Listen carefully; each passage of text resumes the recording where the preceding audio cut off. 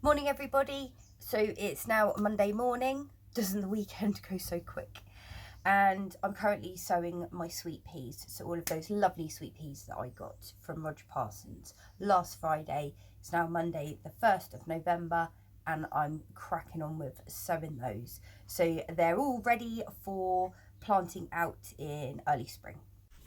One of my Monday morning routines is to get in, obviously let the chickens out, make sure they're all right, and then I do all my temperatures of the glass houses outside, and then I do a quick tour of the veg garden. So that's just to make sure that the veg is all right, it's not being attacked by anything, and also as well putting together a picking list. So that's just to see what stuff's ready.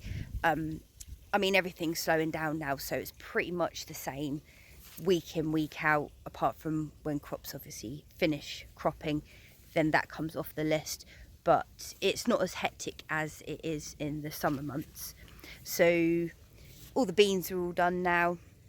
I've mainly just got brassicas, few carrots, bit of beetroot that hasn't been eaten by the mice, and that's about it. A few salady crops. Obviously there's quite a lot of salad stuff down in the polytunnel, which is absolutely brilliant. That space is amazing, especially through the winter months.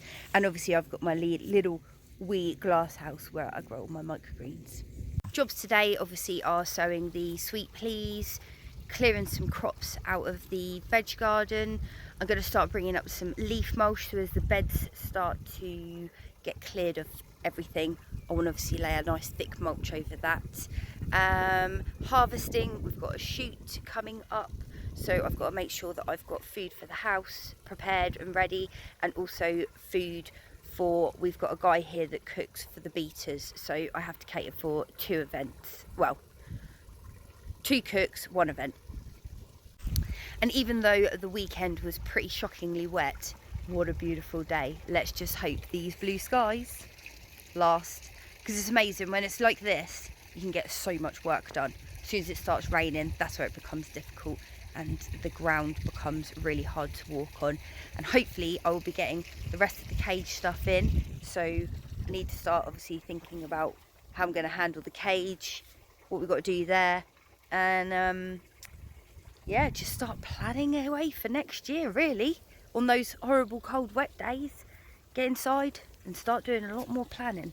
What worked, what didn't work, if I need to grow more crops, less crops than what I grew this year. So yeah, it's all sort of turning a bit more paperwork and a lot of clearing. So these are the sweet peas that I've currently sown. I love growing them in these cells. They're really easy to get out. I find they get through the winter. Obviously they don't use a huge amount of compost, and they're really easy to handle, especially when you're sowing quite a few, large batches or a lot of seeds. These are the guys that I've got left to do, and I'm also growing Winter Romance, which is my polytunnel flowering crop, so hopefully I'll get an uber duper early sweet pea crop from them that then I can give to the house and make the bosses happy. We're now on to the microgreen harvesting. So I'm going to cut and bag all of these guys up, and I'll go through a few of the varieties that I've got on the go right now.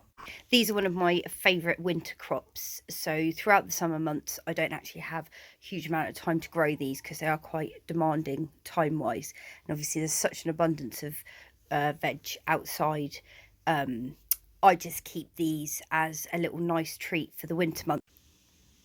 The microgreens that I'm harvesting today, so we've got celery. Celery is absolutely beautiful to grow as a little microgreen. They're so flavour intense, really good as a garnish or just to mix in with a salad. Lemon balm, this is a new crop that I'm trialling at the moment, so I'm just waiting to see what the family think. Anything that I do grow, I always give it a taste test to make sure that I'm happy with it before it goes to the house, especially if it's a new crop. Tree spinach, so this is really pretty because you've got the lovely pink in the middle and that really jazzes up a salad. Just your normal standard lettuce mix. So I always find from the transition from summer crops in the polytunnel to the winter crops, obviously the salad or the lettuce hasn't hearted up, as not as big as what I want it to. So this is a great filler for while we transition from summer to the winter. radish. So radish is a foolproof crop. If anybody's going to start a microgreen, radish is definitely the one to go for. Crops really, really quickly, and you can grow it all year round. So in the middle of the winter, it never ever lets you down. You get very little fungal diseases because all of my microgreens are grown in compost, and that's just the way I find that it works best for me. And then a nice green kale crop. I grow quite a lot of different varieties of baby leaf kales, and they absolutely love them. So that's the microgreens. Gonna harvest them and send them into the house. So I noticed on my rounds this morning, just checking all the veg over, that the purple sprout and broccoli really does need to be cut. So the heads in the centre of the plant are looking really, really good, but I need to like nip them out, and then that will help the side shoots produce more purple sprout and broccoli. I do feel this year it's quite early, but you know, we have had quite strange weather, so I'll give you a look at what the heads look like. So here you can see they're looking pretty dapper. Even started getting some really good side shoots from the wind. Unfortunately, all the plants sort of blew over, so it is a bit of a jungle. Look at that, that is beautiful. Yeah, so it's not really the best because there's massive gaps now. That one's not produced anything just yet. It's like a little jungle. Ah, here we go. There's some nice ones just there. Look at that. So I'm going to nip all of them out, weigh them up and send them into the house.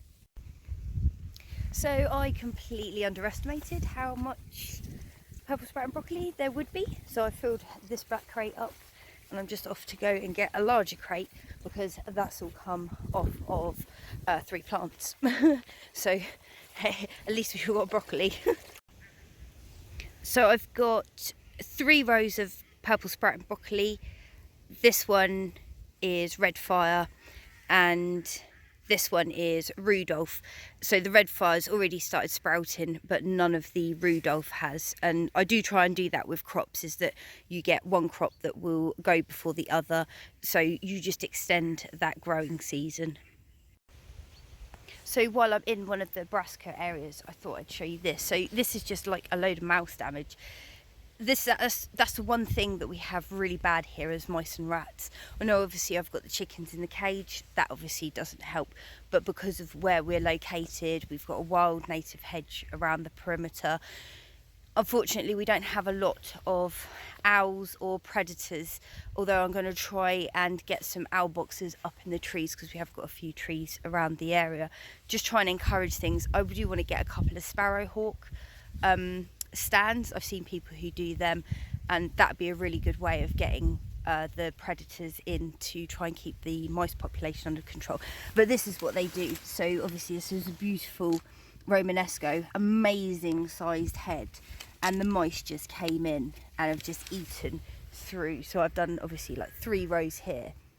It's only the back ones over there, but you've got to harvest them as really small heads, and it's quite disappointing because, you know, a lot of this stuff you're sowing in the middle of the summer and you've got to wait quite a long, you know, so many vegetables are such a long growing season, or they take ages to get going, and then, you know, you get really excited, and especially as the food is starting to drop at this point as we get into winter, that so many more of our crops are then being attacked by so many more insects. And it's just, I suppose, one of those things you have to get used to, but it doesn't matter how many years I've been growing, it's still quite soul destroying or upsetting. I remember I saw them after I came back from holiday. Wasn't a great start to my week. And then you got to try and pick yourself up and go, do you know, sometimes you've got to look at other crops and go, well, do you know what, certain crops are doing really well. So for instance, we are on high lime, so we have a boron lockup within nutrients, so that means like Swedes we could struggle to grow with, and I do at the end of the season, like in the early months of the year, suffer with the boron. But I mean, look at the size of that Swede, that is blinking ginormous. And you know, the Swedes do really, really well. I mean, they get a bit of mice damage where the mice sort of come along and go, oh, let's have a little nibble at the side. But aside from that, really, I can't complain too much. We have normal sort of pest and disease up here and a few pernicious weeds, but apart from that, the soil, although it's really, really heavy, is actually quite fertile, and I don't really struggle with growing quite problematic crops that other people might struggle with. So all in all, you know, I think it's an even kill for everybody, really, isn't it? So I'm going to go stop chatting and sort out the purple sprout and broccoli. I'm really impressed with that. That is, so I've got these 2 trays absolutely full of purple sprout and broccoli.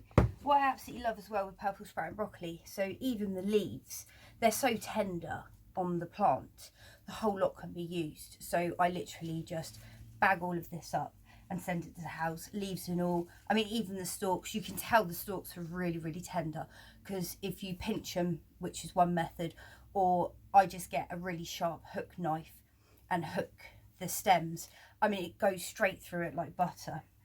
So, you know, I'm actually really, really happy with this crop.